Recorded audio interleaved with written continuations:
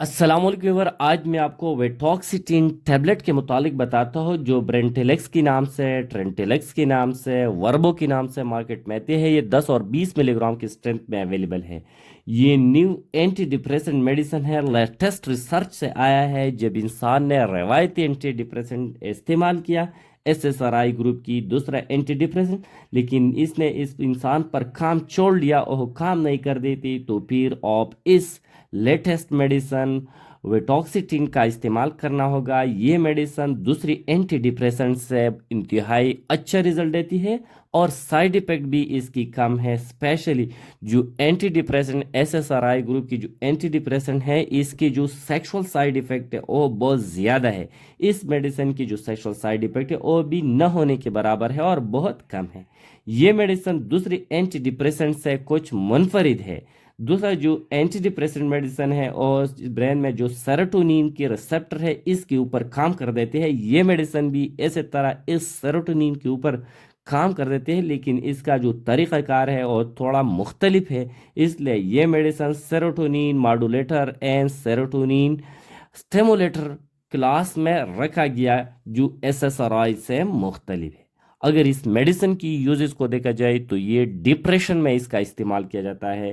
Depression ایک ایسا mental ڈسٹرڈر ہے جس میں انسان لو انرجی میں رہتا ہے، کسی کام کو دل نہیں لگتی، ذہنی کمزوری ہو جاتی ہے۔ ذہنی کمزوری لائق ہونے سے یادداشت میں کمی ہوتی ہے، فیصلہ کرنے کی صلاحیت انسان میں کم ہو جاتی ہے، انسان جلد تک ہو جاتی ہے، ہمیشہ انسان اداس ہوتی ہے، پریشان ہوتی ہے، بہت زیادہ سوچ کر دیتی ہے، تھکاوٹ میں ہوتی ہے۔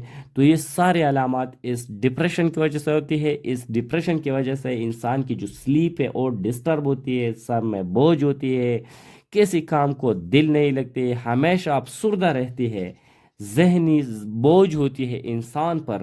جن کی جو ڈیلی روٹین کے جو کام ہے ان کو بالکل اس کے دل نہیں لگتے، لوگوں کے ساتھ اٹھنا بیٹھنا پسند نہیں کر دیتی، دل کی دھڑکن تیز ہو جاتی ہے، سر پر بوجھ ہوتی ہے، پسینہ انسان پر آتی ہے۔